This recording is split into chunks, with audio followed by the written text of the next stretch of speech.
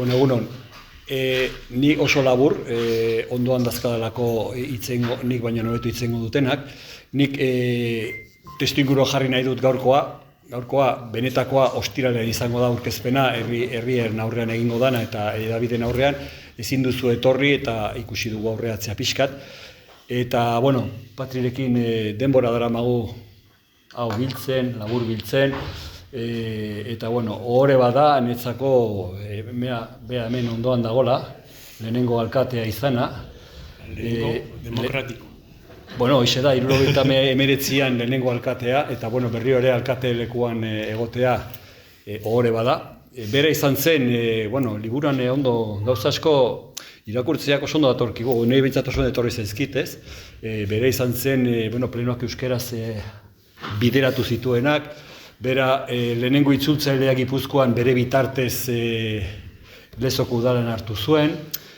Bueno, pues idazlanetan eta ikerkuntzan gizona handia izateaz gain, bere herriaren eskaintzan ere handia izan da hasieratik, eta hori niri iruditzen zait, bueno, ohore badela eta Lezok behar den bezala txalotu behar duela. Orduan, nik besterik ez dagat, Patri, Mikel alkateak ere zeo zer igual esan nahiko du, eta gero Patrik bere liburua, bere lan handia hementzen dago bere bizitzaren, eta berak esango digu, pues, zein asmoak izan dituen dago egiterakoan.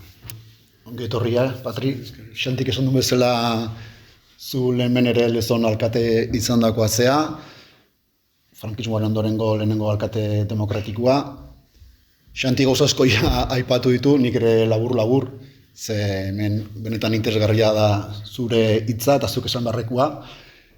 Nik, bueno, zeo zerrola aipatzearen edo, aipatuko nuke, gehien bat zentratuko naiz, Patri, bere pertsonangan edo, ez? Ze uste dut, badela nolabait, lehen komentatu dugun bezala, lehenengo alkate demokratiko izanik, eta biez bada gaur egun asko hitz egiten den gobernantza eredua, eta ez baina, bueno, gian izen hori izan gabe edo, termin hori izan gabe edo, bai Patri behintzat, bere alkatelanetan edo, uste dut, zela, ez, oso garbizula, bera agintari baina gehiago ordezkari zela. Herritarren ordezkari zela, ez? Eta hor berak hartutako erabakiekin hori edo, ongi ikusten zan ez berak liburuan aipatzen ditu, halako anekdota edo esperientzia batzuk, ez? Eta oso garbi ikusten da berak adibidez, nola hasiera-hasieratik herritarrak ja, herritarren aldeko lanean zebilen, ez? Eta orduan herritarrak berak zuzenean hartatzen zitula eta jasotzen zitula, eta inkluso, ez, bizilagun arteko balako ikamikak edo, ez, konpontzea ere tokatu zitzaizkiola, ez? Olako hainbat eta hainbat. Horri begirare aipatuko nuke gero Patri badela nolabait euskaren aldeko lanagatik edo ezaguna, eta Xanti komentatu du, hemen adibidez, hasiera-hasieratik ja plenoak euskeraz egiten ziren, jai egitera ere elebitan argitaratzen hasi zen, lehen itzultzailea Lezoko udala kontratu zen Patriren bitartez, eta orduan hor, berak oso garbi zeukan euskaren aldeko lan hori edo, udaletik ere bultzatu behartzela. Eta gero, nik ere nabarmendu nahiko nuke bere gertutasuna. Eta gertutasun horren barruan ere bere apaltasuna, ez? Ze bueno, berak aipatzen du liburuan nolabait, aurreko alkateak edo bazitula txartel batzuk, ez, gasolina betetzeko eta horrela, udalaren kontura egiten zula, eta berak hori adiez oso garbi zeukan arrelakoak ez zitula ulertzen, ez? Nola da posible hori, ez? Herritarren diruarekin, norberak, ez? Bere propiorako edo erabiltzea, ez? Eta orduan, berak bazuen hori, eta sentitzen zen nolabait Lezon bezala agintari bainago ordezkari, ez? Eta gero Lezonen alde oso garbi zeukan, bera herriarekiko zela, eta biez, horrein hemen ezagutzen dugun, Markesana bezala ezagutzen dugun ingurune hori edo, ez? Nola berreskuratuzun ere herriantzako, ez? Eta oraindik ere hor dagoen, ingura hori hor berak jarri zuen hor, berak aginduta edo, berak esan da edo jarri zein, bere agintaldian behintzat, eta oraindik hor dago, ez? Aipatzen daren nola hor, inguru hori edo kate batzu jarri zizkionez, zela norbait etorkizuneko eta iraganeko eta etorkizunekoak norbait kate horrek etenik izan ez dezan, ez? Kate hori, inguru hori bendik hor dago, kateak hor jarraitzen du, eta hori, badugun norbait ispilu bat ere bada guretzako, ez? Patri bezalako egindako lana, guretzako ere ispilu bada, ez? Lehen nola egin zen eta guzti dugu gaur egun nola egin behar dene badela guretzako ispilu. eta nire partetik askoz gehiago ez, agian bai komentatu, guretzako, agian ez, komentatu guretzako plazer bat izan dela liburu hau argitaratzea, badalako nolabait guretzako, uste dugulako Lezorrontzako altxor bat dela, gaur egungo Lezorrontzako altxor bat dela, baina jakina nola ez, etorkizuneko Lezorrontzako ere altxor bat izango delako, bai. Ze Patri, esan beharrik ez dago bere kultura arloan zenbat eta zenbateko lan egin duen, ikerlaria, idazlea, irakaslea, baina guk bentsat ere oso harro nabaritzen duguna da, bera lezoar sentitzen dela, ez? Eta hori bere lan guztitan nabaritzen da, lezo beti dauka hor aipatzen du beti, eta liburu honetan ere lezo protagonistetako bat bada. Eta zentzu horretan behintzat, esaten dugu ez, harrokeriari gabe harrotasunez lezoarrak erala, uste Patrik hori osongi irudikatzen dula. Orduan, bezaletik plazer gutxa, Patri zuen meniukitzea, eta eskerrik asko. Nik nola batzuek zareten ostiralian egongo, ostiralerako prestatu dudan txostentxoa irakurriko dizuet, horrela buruz hasi ezkeo hitz egiten, gauza askok ihes egingo lutekelako. Eta beraz, gero nahi baldin baduzue galderarik egin, egin lasai. Eta honela haste naiz, hasiko naiz, diziri ostiralian. Arratsaldeon denoi, abenduko egun, hotz, ospel eta euritsu honetan inguratu zaretenak Lezora liburu honen aurkezpenera. Lehenik, mila esker Lezoko alkate Mikel Arruti jaunari, Xantibal kulturteknikariari eta udaletxe osoari izan duelako begirune berezi bat nire obra babestu eta areto eder honetan presenta dezadan aukera eskaini didalako. Nire garaian asko pobreago eta xumeago zegoen salatxo hau. Baina bereziki eskerrak Patxintxaur handietari. Aspalditik lankide, musiko aparta denez, nik aurkitzen ditun bertso zaharrei, bere pentagramak eta bere doinuak hain ongi ezarri izan dituenari. Baitare noski Lander Zurutuza, bibliotekako arduradunari, poeta ona, ipuinlari, irudigile, irakurle taldeko zuzendari denari, bere arreta eta hitz ederrengatik. Hala nola, Lezoko toponimia, gure herriko leku eta zokoen izenez, egindako libururik informatuena zehatzena buruzeatik. Eta zuzenketak egiten eta argitalpena bideratzen lagundu diaten Ramon Etxezarreta, Urrestila eta Josu Zabaletari. Noski, Ramon Zaizar Vitoria nik uste dut ari dela prestatzen ostiraleko txostena ere, aditu eta novelagile bikainari. Jadanik 1975 sekulorun sekulotan Jaizkibelen soldaduzkan nogoela bukatu nuen nire novelatxoa plazaratu nuenean, novela modernoaz eta nireaz espreski burutu zuen Aintzin Solas ezin hobeagatik. Orain, berriro laguntzaile izango dut, ostiralean hori espero dut. Beraz, eskerrak ematen hasi, eta ezin amaiturik nintzateke, baina zertzobait liburuaz esan beharrean nagoela, uste dudanez, ona beste biz. Lasai, ez nahi girutzatu.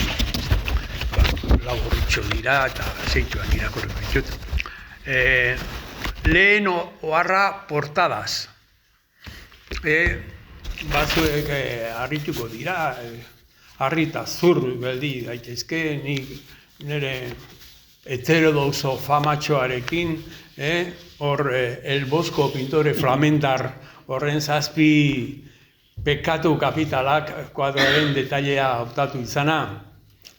Baina honek esplikazio erraza dauka. Ni saiatu izan naiz, eta horregatik dauka liburua titulu hori Eskribu galduen bila. Euskal literaturaren historiak irakurtzen nituenean, baten batek esaten zuen, la literatura vasca es pobre, humilde, y no de altos vuelos, eskasa bezala, eta gero ematen zituzten, eskuskribu, manuskrito askoren tituluak. Eta esaten, claro, nola liteke egin historia bat, irakurri gabe, hizkuntza hortan dagoena, eta orduan bururatu zitzaidan, beste inork ez baldin badu horrelako gauzarik egiten, nire saiatuko naiz, pixka bat, teatro eskuskribu guzti horiek, bertso zahar asko, eta horiek, publikatzen, eta argitaratzen. Eta horregatikan, nahi viajeatzen, bidaiak ere gustatu izan dut zait, eta orduan zer eta nola eta 16. mendeko lehenbiziko liburua Iruñan argitaratu zena 1586an, titulu hau zeukan, liburu honek. Refranes y sentencias comunes en vascuence declaradas en romance con números sobre cada palabra para que se entiendan las dos lenguas, impreso con licencia en Pamplona por Pedro Porralis de Amberes en 1596. Eta liburuaren lehen errefraua,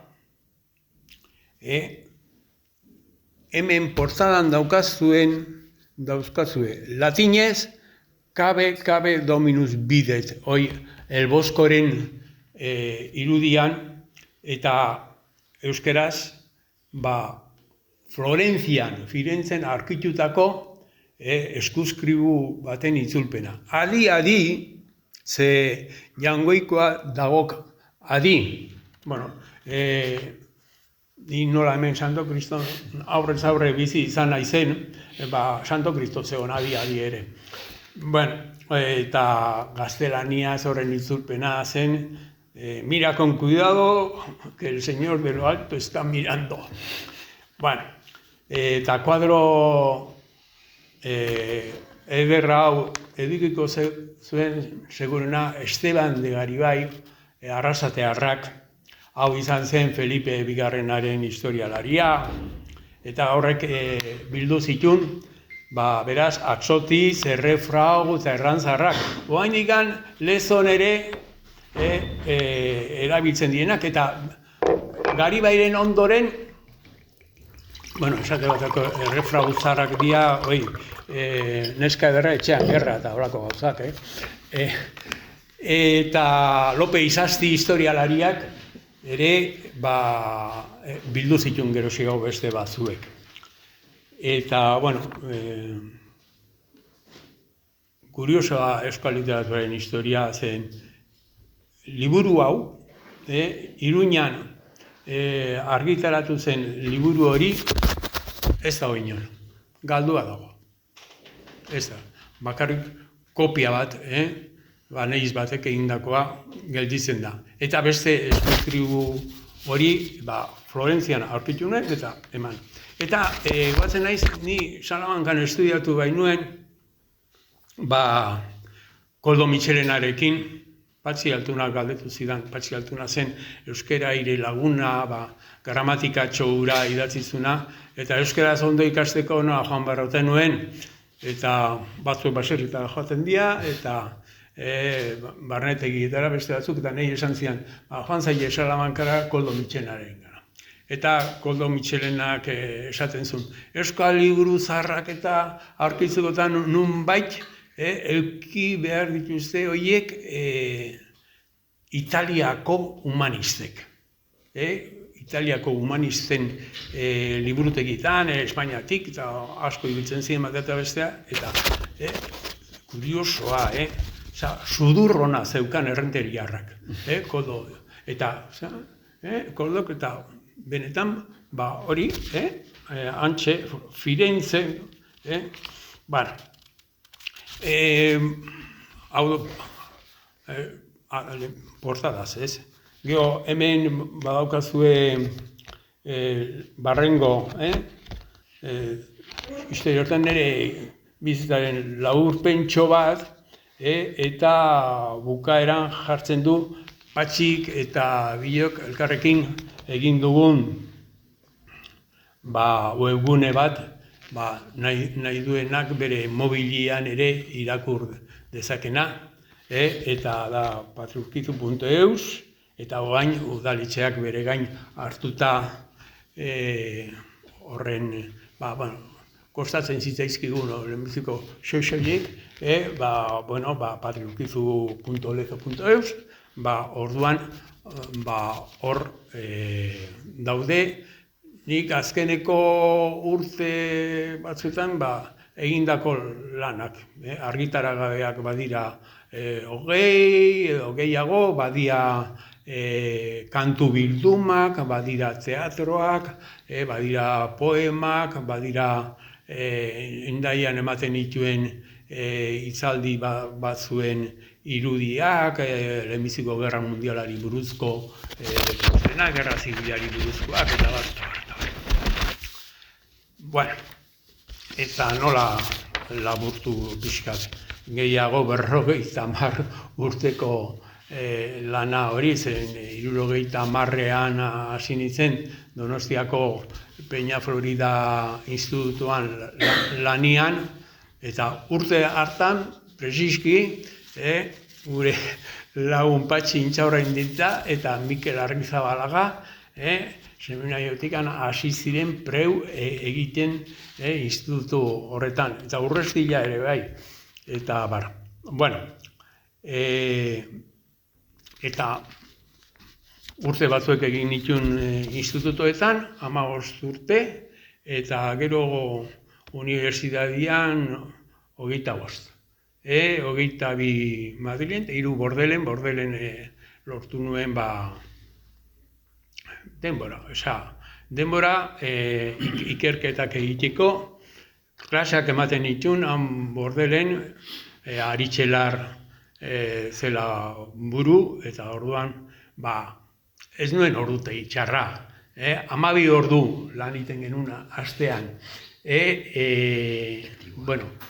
gehiago etxean irakurtzen, baina tira, 6 ordu klase ematen genitun, eta 6 ordu bibliotekan, eta lagundu zian. Eta ura zela eta aurkitu nuen Baionako museoan euskal kanten lehenbiziko eskuskriboa. Eta euskal kanten lehenbiziko eskuskribu hori Manu Lasotak han utzia zeukana, frantsesez zeukan titulua, Recueil de quelques pièces de vers anciens et nouveaux, 1798. Osea, 1798ko data, eta esaten zuen, klaro, hau, ancian, baldin bada, Euskal Onoskuak diren kanta hauek, eta aztertzen hasi, eta konturatu nintzen, Marinelen kantak, Ternuako kantak, Zarrantz Ternuan nola itxasontzi bat ondoratzen den, eta beste kanta asko eta asko, bazitula oso onak. Eta pentsa, han zegoen, hautsak eta xagua jaten, eta esan nuen, hau, argitaratu behar dugu, Durangoko ferira zela eta presentatu, saritu eta argitaratu zuten. Garai hartan, ematen nituen klaseak Bordelen, frantsesez deitzen ziren Langue et Civilisation Basque, hizkuntza. Eta suertea izan nuen ere, tesia bukatzeko, eta tesiaren titulua izan zen Pierre Lurteren hiztegia. Eta nor zen Pierre Urte hau? Hau izan zen Donibane Loizuneko bat, lehenbiziko praile, eta Mitxelenak esaten zuen bezala, praile prakadundua. Hau da, utzi zuela praile izateari, eta eskondu zen han Londresen, zeren protestante guztiak eta hugonotea bi aldiz zituzten Frantziatik, eta han eskondu zen bi aldiz, eta hau izan zen lehenbizikoa Biblia, Genesia, etorkia itzuli zuena, zati handi bat. Eta utzi zuen hiztegi bat argitaratu gabe, 1500 folio, eta nire tesia hori izan zen, 1500 folio horiek, pasa, estudiatu, eta horixe. Resurreke Maria de Azkuek izan zenak Euskaltzaindiko lehen zuzendariak ikusi zuenean hiztegi hura, manuskritu hura, esan zuen, ez, y será siempre obra inédita. Ni kaska obra nola nahi zen, esan duen. Zergatik, eakutsi eta Mitxelenaren laguntzaz, tesia egin, eta eakutsi genuen hori. Eta gero, 81an, ere Patxi lagun izan duela, atzera genitun bi liburu potolo, eta bi liburu potolo hien titulua 500 kanta baino gehiago zituen, eta titulua onalaxekoa dauka liburu horrek. Lapurdi, Basenabarre eta Zuberako bertso eta kantak. 20. menderat. Eta gero beste liburu potolo bat ere, zeren pena da, baina iparraldean daukaten altxorra robia eta beraztasuna gutxitan erakutsia izan da, eta orduan ezagutzen duzu, Hendaian noizbait joan baldin bazarete, merezi du benetan bisita bat egitea Anton Abadiaren jauregira. Anton Abadia hori izan zen 19. mendearen 2. partean euskal literatura eta hizkuntza piztu arazi zuena. 1851an hasi zen Lorejokoekin eta hil zen arte, 1897 arte, urtero bere poltsikotik ordaintzen zituen sariak eta presentatzen ziren Euskal Herri guztitik bertsolaiak, bertsolaiek batzuek garai hartan deitzen zituzten laster koplariak. Koplak zeituan laster botatzen zituztenak. Eta, bion artean, Patxita bion artean, bildu genuen ere tomo eder batean, Abadik, urte guzti horietan, 50 urte horietan, 19. mendeko 2. partean, bildu zituen bertsoiek. Baina ostarako joan behar izan nuen Pariseko Liburutegi Nazionalera. Eta han Pariseko Liburutegi Nazionalean, lehenbiziko ordaindu behar izaten da, sartzeko karneta, eta gero nahi baldin baduzun eskuskriburen bat, hori ordaindu, eta egiten dizute kopia bat, eta gero hori transkritu behar da, bertso guzti horiek, eta pila bat dira, eta 19. mendeko benetan irudi osatu bat ematen digute. Eta horrela eskuskriboak direla ere, aurkitu zuten Madrilen Joan Pérez de la Zarraga, Arabazarraren beste eskuskribu bat. Eta eskuskribu hortan zeuden novelatxo bat eta koplak ere. Eta hori ere, Diania eta koplak 1577an idatziak ziren, hor eskuzkiru hortan zeuden poema batzuek lehenbiziko emakume idazlearenak, nor zen lehenbiziko emakume poeta eta idazten zekiena eta idatzi zuena? Maria Estíbaliz de Sasiola de Batarra. Eta eskuzkribu hortan, daude bere 3 poema, eta hori Erein argitaletxeak argitaratu zuen. Beraz, teatroaz, bertsoetaz, horrela lan, desente egin da, esate daterako, argitara gabe zeudenak, iparraldeko Subirako Irri teatroa, Astolazterrak, Xaribariak, eta pastoralak, 18. mendeko 10 pastoral argitaratu gabe zienak, horiek ere argitaratu nitu. Baina, hainbeste horra eta lozat eskuzkurioen artetik, zein da niretzat gehien ukitzen abena eta maitatuena daukadana. Eta da, Zazte mendik 1926ko Santa Cruzak. Atxak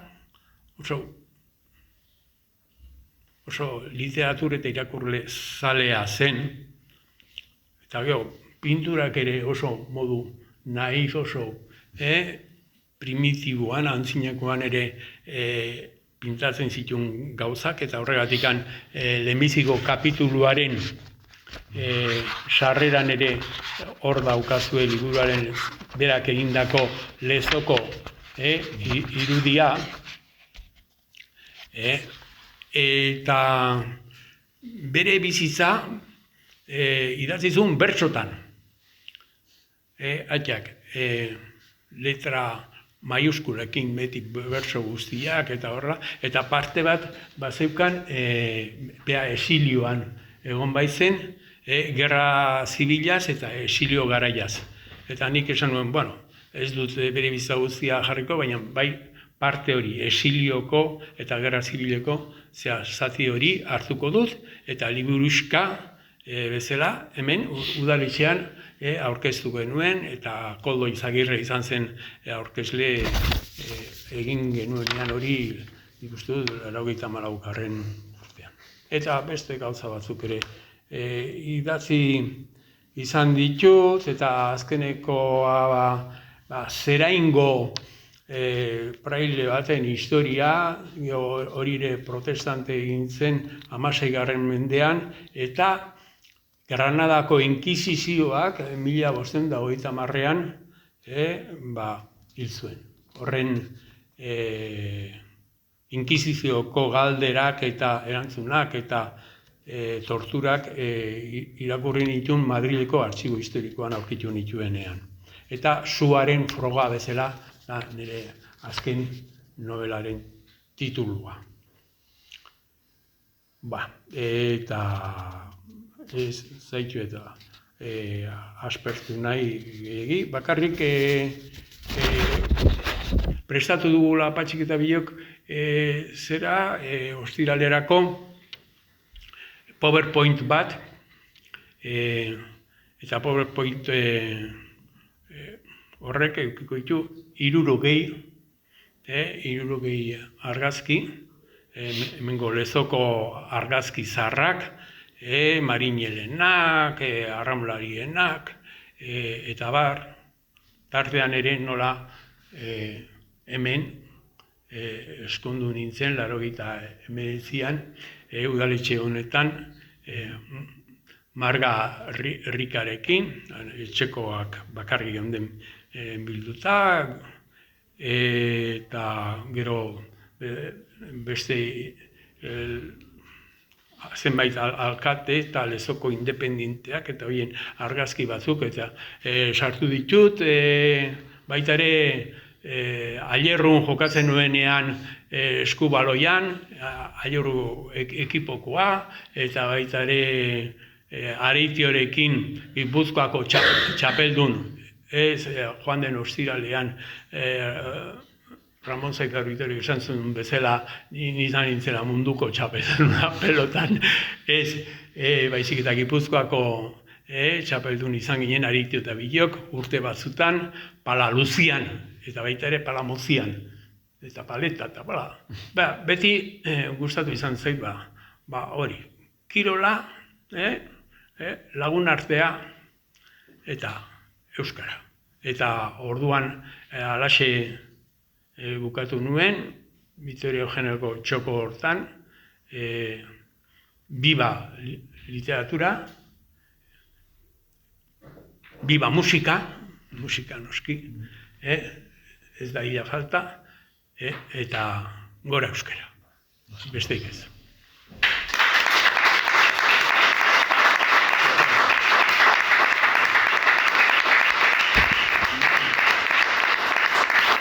Patxi Altuna, aurkeztu nuenian tesia Gasteizen, Koldo Mitxelenak zuzendua, pentsatuzue, Koldo Mitxelenak zuzendu zituen azkeneko tesiak izan ziren, neria eta beste batena, tamaliz. Eta esan zian, nik baneukan institutuako euskerazko katedrak lehendik neukan lengua literatura espainola ematen genuen hasieran, eta orduan izan ziren 80an, 1980an, plaza batzuk, 10 plaza hasi ziren, eta aurkeztu ziren, eta aurkeztu ginen, Xavier Quintana, Alfonso Irigoyen, Josean Mujika, Zengilao Mikel Arregi, Xavier Olarra, eta batzuek, eta atera genitun plaza horiek. Orduan, beraz, lana baneukan. Baina, tesia egiteak, nik titula eukitzeak ez dizu inolako, kalterik ingo. Eta, nola atera nuen hori, Patxi Altunak lehenbiziko gauza esan zidan, nahi baldin mazu etorri eutegera, etorrita, eta ematen duzun 20. mendeko euskal literaturaz. Eta, joan ginen hor, eta gero, Imaz, Bergarako UNEDeko zuzendari zenak esan zidan, ¿quiere venir a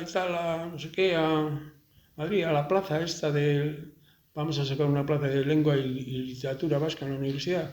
Eta nik esan nuen, institutuko mundua pixka bat ezagutu nuen, Errendeko institutuan jefe estudioz izan zen, eta horako gauza batzuek, eta esan nuen, pixka bat aldatzea, mundua ikustea beti konsideratu dut aberasgarria izan daitekela. Eta orduan, aukera handia izan dut, zeren han Madrilen izan naiz nausi eta morroi. Hau da, mundu guztirako egiten ditun programa batzuek euskara ikasteko, eta nola UNED bazitun 200.000 ikasle hortik, eta nahi zuenak euskara ere ikas zezakeen.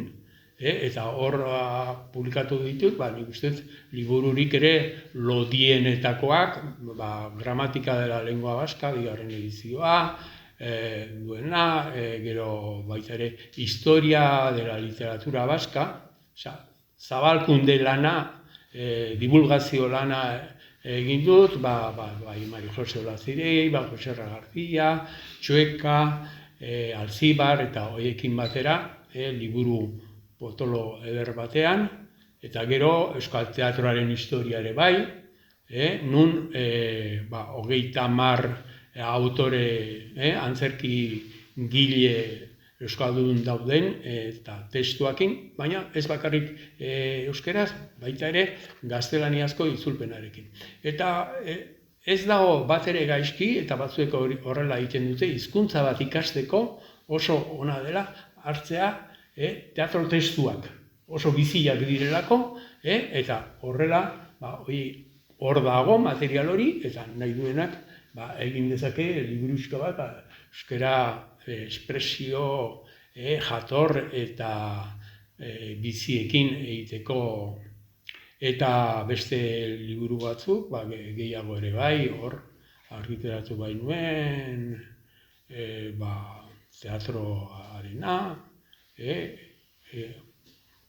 18. mendeko 10 pastoral, bere CD handi batekin, eta gero aukera hortikan zehar ibiltzeko eta jendearekin tratatzeko, eta unibertsitate batean ez bakarrik zure filologiako gaiak, baizik eta alor guztiak, fisika, kimika, eskubidea eta horrelako gaiak ere tratatzen zituztenak ere baziren, eta haiekin harremanetan ikusten dut pertsona bat poliki aberasten joaten dela. Eta hori izan naiz, ahalik eta jende gehianarekin ondo tratatzen saiatu, eta beraiek ere ospitalean ikusi zen bezala Donostian, ongi tratatu naute. Aparte hortaz, baita ere ibili izan du naiz, Euskal Idazleen elkartean, antolatzen galeuzkak, gallego, katalan eta euskaldunen bilerak, eta ibiltzen ginen Galizian, Katalunian, hortik zehar, eta idazleekin harremana handia izan dut, eta aberasgarria beti da entzuten jakitea.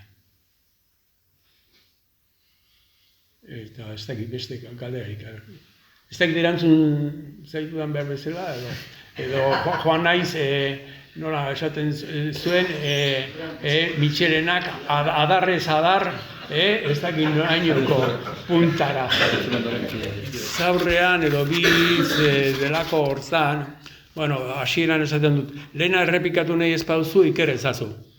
Hoi da, Spinozak esaten zuena, pixka bat, lengua jakiteak, ez digula batek kalte egingo. Pixka bat nola izan den hori. Eta gero, baita ere, bukaeran, bi izatari moduan esaten dut,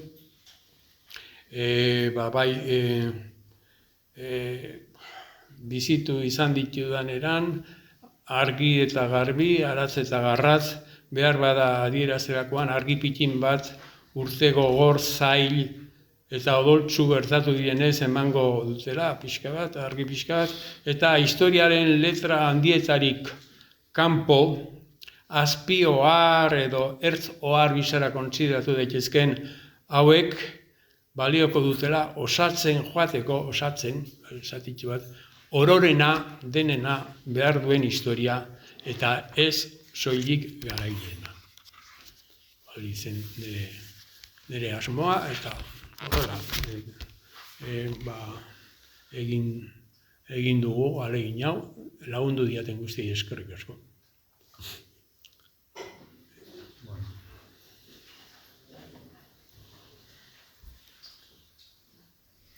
Besterik ez bada, eskerrik asko etortzeatik, eta ostiralean bigarren hitzordua, eta orduan luze eta zabal jardungo du gure Patrik.